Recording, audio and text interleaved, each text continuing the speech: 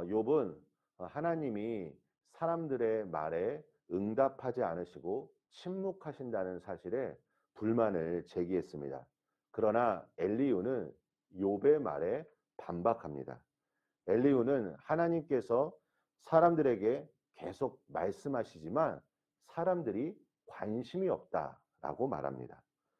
또한 하나님은 때로 꿈이나 환상을 통해 말씀하시기도 하시고 사람들의 마음에 말씀을 주셔서 교만하지 않게 하십니다. 또 어떤 경우에는 질병과 고통으로 말씀하실 때도 있습니다. 그래서 엘리후는 하나님이 지금 아무런 말씀을 하지 않으신다는 욥의 불평에 동의하지 않습니다. 엘리후는 지금 생각하고 있는 것입니다. 하나님께서 이미 욥에게 말씀하셨다라고 이야기하는 것입니다. 엘리후는 하나님이 고난과 재난을 통해 하나님의 뜻을 드러내실 수 있다라고 해석하고 있습니다. C.S. 루이스도 말하기를 고난은 우리를 부르시는 하나님의 메가폰이라고 말합니다.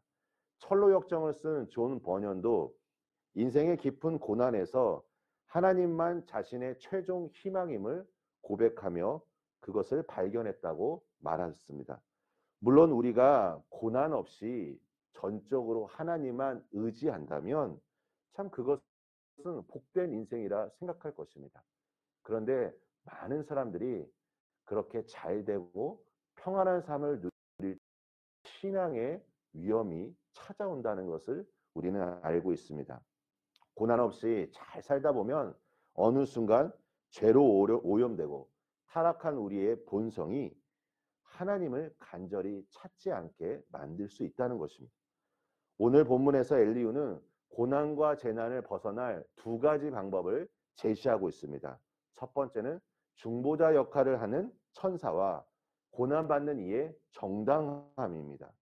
물론 고난과 재난에서 벗어나기 위해 천사가 그의 중보자가 되어 그의 정당함을 보이고 하나님이 그를 불쌍히 여기셔야 한다는 생각은 부분적으로 보면 옳은 이해일 수도 있습니다.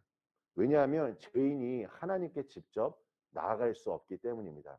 하지만 우리가 한 가지 더 생각할 게 있습니다. 어떠한 문제가 있냐면 죄인은 자신의 정당함을 하나님 앞에 보일 수 없다는 것입니다.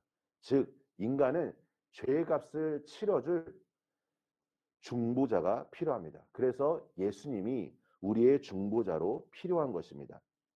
고난이 하나님의 선하신 뜻이라는 엘리후의 주장은 욥의 세 친구들의 주장과는 좀 다르게 보입니다. 그러나 엘리후 또한 욥에게 자신의 말을 잘 귀담아 들으라고 권면하면서 그를 지혜로 가르치겠다고 말합니다.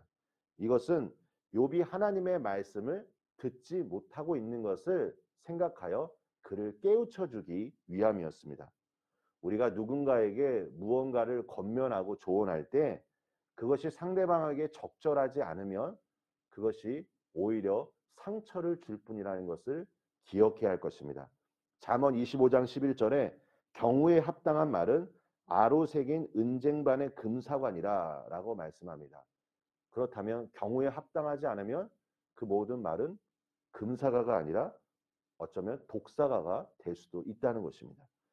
마리 버기스라는 유명한 인도인 의사가 있습니다. 이 사람은 인도에서 아주 유복한 집의 딸로 태어났습니다. 그런데 너무나 불운하게도 교통사고로 인해 두 다리를 잃게 되었습니다.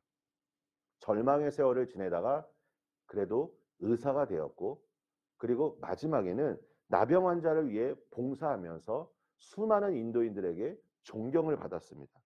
그가 마지막에 다음과 같은 말을 했습니다. 나는 두 다리를 원했지만 하나님께서는 두 날개를 주셨습니다. 하나님은 내가 원하는 것을 주시는 분이 아닙니다. 내가 조작하거나 제어할 수 있는 분이 아닙니다. 그분은 내가 원하는 것보다 더 큰 것, 더 좋은 것, 더 나은 것을 주시는 분이십니다. 우리 인생에 날개를 달고 싶어 하시는 분이 하나님이십니다. 라고 말하였습니다. 사랑하는 성도 여러분, 오늘 우리의 현실 앞에 펼쳐진 이 모든 상황을 우리는 다 이해할 수 없을 것입니다. 하지만 하나님께서 분명하게 선하신 뜻이 있을 것이고 하나님이 우리를 인도하실 것이라 믿습니다. 오늘도 기도하며 주님의 은혜를 온전히 누리시는 우리 성도님들 되시길 예수님의 이름으로 축원합니다. 우리 함께 기도하겠습니다. 아버지 하나님 감사합니다. 오늘 하루 우리가 기도로 하루를 시작하며 하나님이 주신 말씀 안에서 하나님의 선하신 뜻을 발견하길 원합니다. 아버지 하나님, 우리 앞에 펼쳐질 이 상황을 우리가 이해할 수 없다 할지라도 주님 한 분만을 의지하며 다시 한번 주님의 마음을 품고 오늘 하루 살아갈 수 있도록 은혜 베풀어 주시옵소서. 예수님의 이름으로 기도합니다. 아멘.